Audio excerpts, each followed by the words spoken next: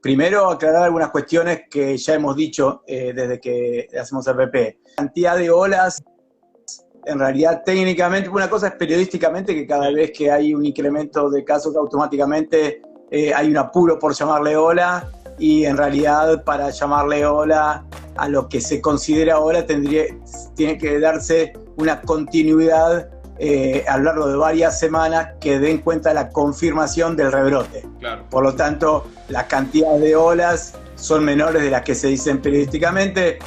Podemos hablar en Europa de ahora esta tercera ola, en Argentina 2 olas, teniendo en cuenta que siempre, como aclaramos con el tema de la cuestión de las estaciones y todo, venimos atrás de Europa. Después, bueno, algo que lo vamos a desarrollar, pero sí a nivel título aclarar, el incremento de casos que en menor medida se vislumbra en esta región, en Sudamérica, y a lo mejor se observa en cuanto a números más marcados, es decir, para tranquilidad de la sociedad, que se ve específicamente en la población no vacunada, ¿sí? Entonces, lo que pasa es que en la media, cuando se hace el promedio, como se ve que el crecimiento se da más en los países europeos que en el resto de la región, se habla de incremento de casos en Europa.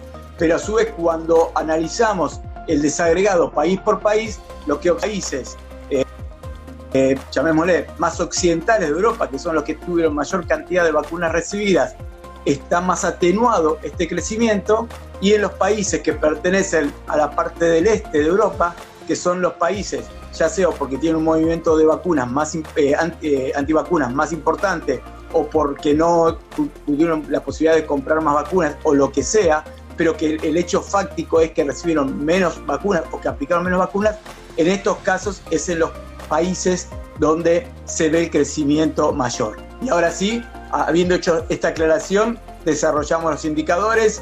En Argentina, decir que el crecimiento de media de casos pasó de 1.257 nuevos casos diarios de la semana pasada promedio a 1.364. Como estamos viendo y como dije recién, hay un crecimiento, pero no es exponencial, no es geométrico, está todavía muy bajo. El dato importante que se sigue sosteniendo, lo vengo diciendo domingo a domingo, es que no hay una relación análoga en el crecimiento de casos con el crecimiento de fallecidos. Se sostiene, el promedio de esta semana es igual, exactamente igual que el de la semana pasada, en 20 fallecidos de promedio por día. Y con esto no estoy diciendo que minimizo, por supuesto cada fallecido es importante, pero no hay un crecimiento de casos. ¿Por qué? Porque Argentina es uno de los países que tienen más índices de vacunación, y eso también lo vamos a estar desarrollando más adelante. Otro tasa importante, que es ver la cantidad de activos, vemos que hay un incremento en el caso de activos. La semana pasada teníamos que había aumentado 335, esta semana aumentó 468 a nivel nacional. Esto no pasa en la jurisdicción de Bahía Blanca, sí que todavía se mantiene controlada la situación. Entonces, bueno, todos estos datos dan cuenta de un escenario todavía controlado, ¿sí? Tenemos que siempre decir todo.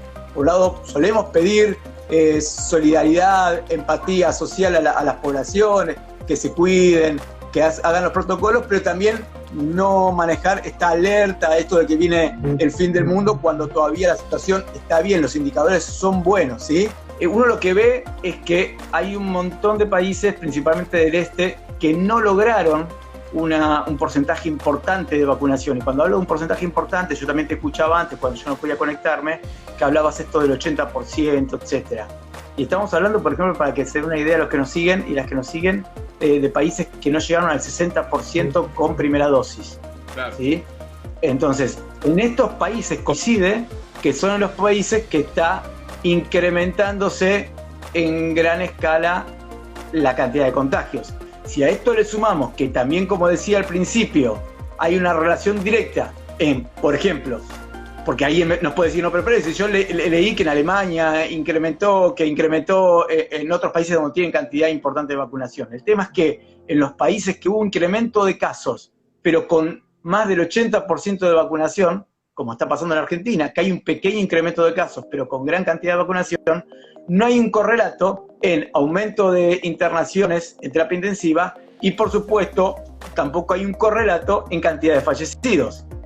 Mientras que en los países que no hay vacunación importante, este crecimiento es exponencial, creció mucho más. No estamos hablando de crecer en 200, 500 nuevos casos, sino que el crecimiento fue mayor y que también que el crecimiento impacta directamente en la ocupación de camas UTI y por lo tanto también en fallecidos. ¿Por qué? Porque como no hay vacunación, y está demostrado que la vacunación lo que nos asegura, como tantas veces dijimos en este espacio, es que no haya fallecidos en las personas vacunadas y que también no curse de manera gravemente la enfermedad. Entonces estos son los problemas que se dan. En este caso, de hecho, podemos dar como nota de color, si se quiere, que por ejemplo hay países que tuvieron que volver a cierre total, ¿sí? Y este es el caso de Austria, por ejemplo. Austria volvió, es el primer país del mundo que decidió el confinamiento de la población. Entonces, en estos países, en los países que no son los países centrales de Europa, entonces nosotros, más allá de la noticia, del dato color, por llamarlo de alguna manera, en términos periodísticos, lo que nos tiene que servir es para darnos cuenta qué importante es la vacunación. Porque si hasta ahora estaba demostrado que con la gran cantidad de vacunas dadas en todo el mundo, no hubo un porcentaje de efectos colaterales como tantos agoreros decían que iba a pasar, porque las vacunas son buenas, porque las vacunas son seguras, el dato que sí tenemos ahora, que cuando la variante Delta pasa, que es la variante de mayor contagiosidad, pasa a ser predominante en el mundo, en los países que estuvieron vacunados, estuvieron con las defensas bien inmunológicas para que el pequeño aumento de casos no tenga un correlato, como decía anteriormente, en casos graves o en fallecidos, pero los países que se oponían a la vacunación sí empiezan a tener problemas severos para controlar la inmunidad social y tienen que tomar este tipo de decisión como la del confinamiento.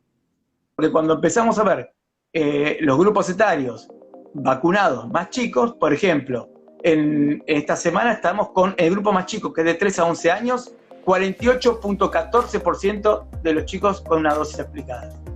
Y con 2 dosis, este grupo de 3 a 11, ya el 10% de los chicos recibieron una segunda dosis. Entonces acá empiezan a hacerse agua estos que intentan confundir a la sociedad, porque insisto, estamos hablando del 50% de este grupo etario que recibió vacunas y no le pasó nada. Si vamos al otro grupo de 12 a 17 de menores, el 70.62% de este grupo etario recibieron una dosis y el 36.15% recibieron 2 dosis, ¿sí?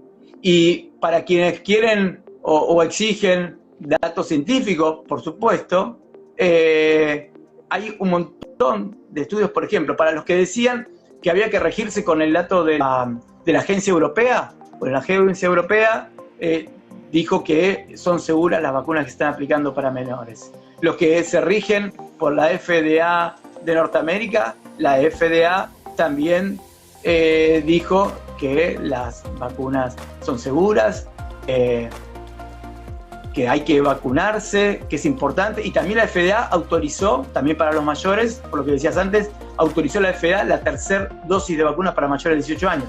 Digo, entonces ya acá no hay una cuestión de geopolítica, no hay una cuestión, los datos científicos lo dicen. Otro dato científico que aporto en este espacio, los estudios demuestran que en menores de 18 años, las vacunas que se están dando en el mundo son Moderna, Pfizer y Sinopharm, ¿sí? Ahora, cuando vemos los efectos colaterales, los efectos secundarios, o como queramos llamarle, la vacuna de estas que tienen menos efectos sobre una tasa de 100.000 personas aplicadas es la Sinopharm, que es la que se está dando en Argentina. Y esto lo dicen los estudios científicos. Entonces, insisto, yo hay cosas que sigo sin entender. No entiendo cuál es el beneficio de quienes instalan ciertas cuestiones, ¿no es cierto? Pero sí que nos crean que el dato científico, por todos lados, el dato científico tanto en Argentina, en el mundo, la prueba, de facto, digo, la prueba de la población vacunada que no cursó ningún efecto colateral grave. Entonces, Y como ya dije el programa pasado, el problema para este pensamiento de algunos padres, madres, que dicen, no, ¿para qué apurarme si los chicos, las chicas no cursan gravemente? Pero sí, como explicamos, los y las chicas menores, si bien pueden cursarla asintomáticamente la enfermedad, pero son los transmisores, ¿sí?, de la enfermedad. Porque como no causan síntomas, entonces a uno le parece que también uno juega con los chicos, o los chicos es muy común que con la circulación que tenemos casi de pseudo-normalidad, a lo mejor lo va a buscar un padre amigo y se lo lleva a su casa, entonces empiezan a romperse estas burbujas y ahí es donde circula el virus, porque el germen que contagia es el menor, la menor asintomática. Entonces por eso es importante la vacunación, porque bueno, por un lado pedían que los chicos no se contagiaban, que se libere la escuela, que se libere todo. Se liberó todo, pero con la vacunación de los menores, porque teníamos vacunas para menores. Ahora, si se quiere una mayor circulación de los menores, pero no se los quiere vacunar, es como una ecuación complicada.